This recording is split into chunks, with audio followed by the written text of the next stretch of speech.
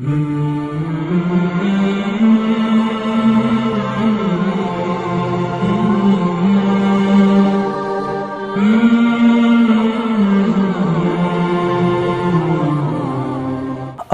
للہ وحدہ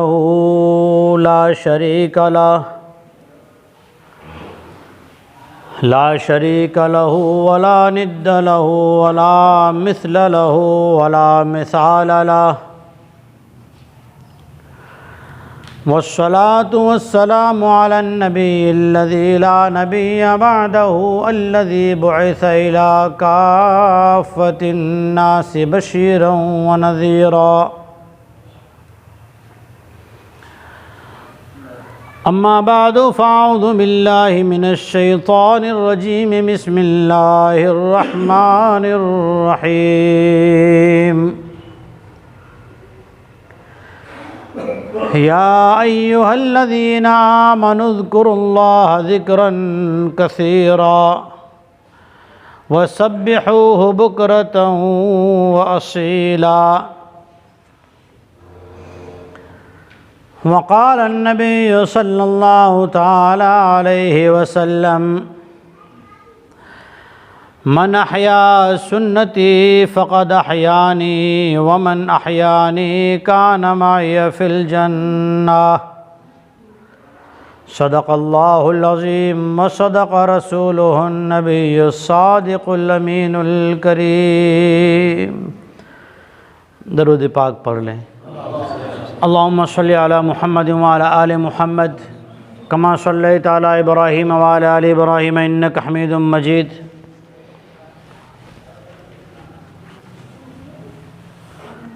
رہبران قوم و ملت، علماء کرام، اللہ تبارک و تعالیٰ نے سارے ہی انسانوں کو اپنی قدرت کاملہ سے پیدا فرمایا. سارے ہی انسان اللہ کے بندے ہیں. سارے ہی انسان آدم علیہ السلام کے اولاد ہیں. سب سے پہلے انسان حضرت آدم علیہ السلام ہیں. لیکن اللہ تبارک و تعالیٰ نے ہمیں انسانوں میں سے چن کر منتخب کر کے ہمارا سلیکشن کر کے اللہ تعالیٰ نے ہمیں ایمان کی دولت عطا فرمائی. ایمان کی دولت کہ ہم مسلمان ہیں. ہمارا نام مسلمان اللہ نے رکھا. ہمارا نام کیا ہے؟ یہ تو ایک پہچان ہے. عبد المقسط، عبداللہ، عبداللطیف، عبدالرحمن، شکیل، جابر، زید، یہ سارے نام ہیں پہچان کے. اصل نام ہمارا کیا ہے؟ اللہ نے ہمارا نام جو رکھا وہ قرآن پاک میں ہے. وَسَمَّاكُمُ الْمُسْلِمِينَ. اللہ نے خود کہا قرآن میں کہ میں نے انسان جن کو میں نے ایمان دیا ہے ان کا نام رکھا ہے مسلمان. اور مسلمان ہونے کے بعد جب ہم اللہ کے حکموں کی پابندی اور سرکار دو عالم امام الانبیاء خاتم النبیین محمد مصطفیٰ صلی اللہ تعالیٰ علیہ وسلم کے مبارک سنتوں کی پابندی کرتے ہیں تو مومن بنتے ہیں. ایک مرتبہ کچھ دیہاتی آئے. حضور سرور کائنات امام الانبیاء محمد رسول اللہ صلی اللہ علیہ وسلم کی مجلس میں آ کر یوں کہا کہ ہم مومن ہو گئے. ہم کیا ہو گئے؟ مومن بن گئے. ہم نے ایمان کی بلندی کو چھو لیا. اللہ تعالیٰ نے ان کو جواب دیا.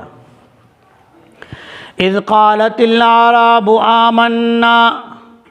وہ وقت بھی یاد کیجئے جب کہ چند دیہاتی لوگ آ کر یوں کہنے لگے حضور کے دربار میں، آمنا، ہم تو مومن ہو گئے. اللہ رب العالمین نے فرمایا قل لم تؤمنوا، ایسا نہ کہو کہ ہم مومن بن گئے، ولیکن قولوا اسلمنا، یوں کہو کہ ہم نے تو ابھی اسلام قبول کیا. اسلام کسے کہتے ہیں؟ اسلام کس چیز کا نام ہے؟ ڈیفینیشن کیا ہے اس کی؟ اس کی میننگ کیا ہے، ترجمہ کیا ہے، کیا مطلب ہے اس کا، اسلام کا؟ اللہ رب العالمین نے ابراہیم علیہ السلام سے کہا اسلم اسلم۔ مفسرین کرام نے لکھا ہے، عربی لغات میں اس کی ڈیفینیشن، اس کا ترجمہ، اس کا خلاصہ لکھا ہے، اپنی ذات کو، اپنی چاہت کو، اپنی منشا کو، اپنی خواہش کو، اپنی سوچ و وچار کو، سب کو، اپنے خیالات کو، اپنی آرزوؤں کو اللہ کے تابع کر دینا، اللہ کے سامنے اپنے آپ کو سرنڈر کر دینا۔ ایک آدمی بیمار ہو، ایک چھوٹے سے ڈاکٹر سے جو RMP ہو، ریگولر میڈیکل پریکٹس، RMP، اس کے پاس سے کچھ میڈیسنس لے لی، کچھ دوائیاں لی، بخار چھوڑ گیا، پھر آ گیا، پھر کچھ دن دوائی لی، پھر اس کے پاس سے ایک اور ڈاکٹر کے پاس گیا، اس سے آگے پھر ایک اور کے پاس گیا، لیکن جب اس کا بخار کا جو اسے آ رہا اس کا اسپیشلسٹ ڈاکٹر ہے نا، اس کے پاس گیا تو وہ کیا کہے گا، یہ ساری دوائیاں سائڈ رکھ دو، اس لیے کہ بخار کو جتنا میں جانتا ہوں اور کوئی ڈاکٹر نہیں جانتا، کیونکہ میں نے اس کی MS MD کر رکھی ہے۔ اب وہ آدمی ڈاکٹر صاحب جیسے آپ کہو، ڈاکٹر صاحب کہتے ہیں بھائی بیڈ پہ سو جاؤ، تکیہ مت لگاؤ، بیڈ پہ سوتا ہے، تکیہ نہیں لگاتا ہے۔ ڈاکٹر صاحب کہتے ہیں بھائی ٹھنڈا مت پینا، ٹھنڈا مت لانا۔ ڈاکٹر صاحب کہتے ہیں بھائی آئس کریم مت کھانا، بچے کھا رہے ہیں، بیوی کھا رہی، دوست احباب کھا رہے ہیں، میں نہیں کھا سکتا۔ ڈاکٹر صاحب نے منع کیا، ورنہ پھر سے سوئی کھانی پڑے گی۔ کیوں بھائی؟ اب اس نے ہار کر اپنے آپ کو جب ڈاکٹر کے حوالے کیا تو کیا ہوا؟ ڈاکٹر نے اس کا چیک اپ کیا، لیبارٹری کی، اور اس کے چیک اپ کے بعد اسے ایک بوٹل چڑھائی۔ صبح سے دوسرے دن تک 24 گھنٹے ڈاکٹر کی بات کے تابع رہا۔ دوسرے دن یہ بندہ کیا ہوتا ہے؟ ہاسپٹل سے باہر نکل کے گھر آتا ہے۔ لیکن ایک آدمی اسی ہاسپٹل میں گیا، ڈاکٹر صاحب نے کہا ٹھنڈا مت پینا، ڈاکٹر تو کہے اپنے کو تو لسی لے آؤ، بولو یہ کب آئے گا گھر پہ؟ گھر پہ نہیں آئے گا، یہ وہیں پڑا رہے گا، بلکہ ہم لوگ جائیں گے اس کی بیمار پرسی کرنے۔ اللہ رب العالمین نے ابراہیم علیہ السلام سے کہا اسلم، میرے حکموں کے فرما بردار بن جاؤ، اطاعت و فرما برداری کے لیے اپنے آپ کو پیش کرو۔ ابراہیم علیہ السلام نے جواب دیا اسلمت لرب العالمین، میں نے اپنے آپ کو رب العالمین کا فرما بردار بنانے کے لیے اللہ کے حوالے کر دیا، اللہ کے حوالے کر دیا۔ فرما برداری کرنے والے کا نام ہے مسلمان، اس کی ایک پہچان ہے۔ ہزاروں آدمی کھڑے ہو، ان ہزاروں آدمیوں میں لوگ کہتے ہیں اے ہٹ جاؤ، ٹریفک مت کرو، یہاں سیدھے رہو، یہاں آگے مت آؤ، پیچھے مت آؤ۔ سفید داڑھی والے، بڑے بوڑھے، پہلوان، لمبے چھوٹے موٹے، سب چلاتے ہیں، کوئی کسی کی سنتا۔ اتنے میں وہاں سے ایک آدمی نکلتا ہے جس کی خاکی وردی پہنی ہوئی۔ کیا پہنا ہوا ہے؟ خاکی وردی پہنی ہوئی۔ وہ اتنا کرتا ہے، تر اتنا کرتا ہے نا، سب کیا ہوتے ہیں؟ سیدھے لائن میں۔ کیوں بھائی؟ اس نے یونیفارم پہن رکھا ہے، اس نے یونیفارم پہن رکھا ہے۔ جس چیز کی اس کو ڈیوٹی دی گئی ہے اس ڈیوٹی کے ڈریس میں ہے، اس وردی میں ہے، اس لباس میں ہے۔ مسلمان کو ایک ڈیوٹی دی گئی، ایک لباس دیا گیا، اسے ایک چہرہ، ایک لباس، ایک بولنے کی چھٹا، اس کی زندگی گزارنے کی ایک لائف اسٹائل دی گئی اللہ کی طرف سے۔ وہ کون سی اسٹائل ہے؟ لَقَدْ كَانَ لَكُمْ فِي رَسُولِ اللَّهِ أُسْوَةٌ حَسَنَةٌ۔ نبی کی زندگی میں آقا کریم امام الانبیاء محمد مصطفیٰ صلی اللہ علیہ وسلم کی زندگی میں ایک اللہ تعالیٰ نے انسانیت کے لیے ہدایت رکھی ہے، صرف مسلمانوں کے نبی نہیں ہیں۔ ایک حدیث پاک میں نے پڑھی، ایک مرتبہ سرکار دو عالم رحمت للعالمین محمد مصطفیٰ صلی اللہ علیہ وسلم جا رہے ہیں، راستے میں دیکھا ایک پرندہ، ایک چھوٹا سا پرندہ، وہ زمین پہ گر کے اپنے پر کھولتا ہے، زمین پہ لوٹ پوٹ ہوتا ہے اور کچھ آواز کر رہا ہے۔ حضور سرور عالم جناب رسول اللہ صلی اللہ علیہ وسلم نے، طبرانی کی روایت ہے، صحابہ سے پوچھا کہ اس کے بچے کو کس نے پکڑ لیا ہے؟ صحابہ نے کہا کہ ہم نے پکڑا ہے۔ کہا کہ اس کے بچے کو پکڑ کے اس کی ماں کو کس نے ستایا ہے؟ اس کو کس نے تکلیف میں ڈالا ہے؟ صحابہ نے کہا ہم نے بچہ پکڑا ہے اس کا۔ کہا کہ اس کے بچے کو چھوڑ دو، اس لیے کہ بچہ چھوٹ جانے کی وجہ سے پریشانی کی شکایت مجھ سے کر رہی ہے۔ بتاؤ، رحمت والے نبی جب ایک پرندے کے لیے، ایک پکشی کے لیے اتنا دکھی ہو رہے ہیں تو جب وہ امت کے لیے کتنا دکھی ہوتے ہوں گے۔ اس نبی نے ہمیں اللہ کو یاد رکھنے کا ایک طریقہ بتایا کہ اللہ کو ہم یاد رکھ سکیں، اللہ کو ہم یاد رکھ سکیں۔ اور اللہ جل شانہ بھی کیا چاہتے ہیں معلوم؟ فجر میں بلاتے ہیں، ظہر میں بلاتے ہیں، عصر مغرب عشاء میں بلاتے ہیں، ہر وقت ذکر کا کہتے ہیں۔ نمازیں 5 فرض ہے، روزے سال میں 1 مہینہ، زکوٰۃ سال میں صاحب نصاب ہو تو 1 بار، حج زندگی میں 1 بار۔ لیکن یا ایھا الذین آمنوا اذکروا اللہ ذکرا کثیرا، اے ایمان والو ہر وقت اٹھے بیٹھے سوئے کھڑے ہر وقت اللہ کا ذکر کیا کرو۔ کیوں؟ جس چیز کا آدمی ہر وقت ذکر کرتا ہے نا، اس سے آدمی کی دوستی ہو جاتی ہے، اس کے بنا اسے چائے کی ایک پیالی بھی اچھی لگتی نہیں ہے۔ کہ اللہ سے دوستی، اللہ سے تعلق کیسے پیدا ہو؟ اللہ جل شانہ نے فرمایا یا ایھا الذین آمنوا اطیعوا اللہ واطیعوا الرسول، اللہ کے حکموں کو محمد مصطفیٰ صلی اللہ علیہ وسلم کے طریقے پر پورا کرنا سیکھ جاؤ، تمہاری ساری زندگی عبادت اور ذکر میں شمار ہوگی۔ ہم گھر میں کیا کرتے ہیں؟ پیاز لاتے ہیں، رکھ دیتے ہیں، باہر کی بارش گرے رکھتے ہیں، دودھ لاتے ہیں، کیا کرتے ہیں بھائی؟ گرم کرتے ہیں، پھر ٹھنڈا کر کے فریج میں رکھتے ہیں، ٹھنڈا کر کے اسے لٹکاتے ہیں، لائٹ نہ ہو تو لٹکاتے ہیں ٹھنڈی ہوا لگے، ورنہ دودھ کیا ہو جائے گا؟ خراب ہو جائے گا۔ سبزی لاتے ہیں، اسے فریزر میں رکھتے ہیں، فریز کی پیٹی میں رکھتے ہیں، کیوں بھائی؟ خراب نہ ہو جائے۔ پیاز لاتے ہیں، بھائی اسے مت رکھنا باہر، بارش گرے گی پیاز بدبو کرے گی، سڑ جائے گی۔ ایک ایک چیز کا خیال کرتے ہیں۔ ہم نے کبھی سوچا کہ ہمارے ایمان کی، ہماری ذات کی، ہمارے گھر کی حفاظت کس میں؟ حدیث پاک میں آیا، صحیح بخاری شریف اور مسلم شریف کی حدیث ہے،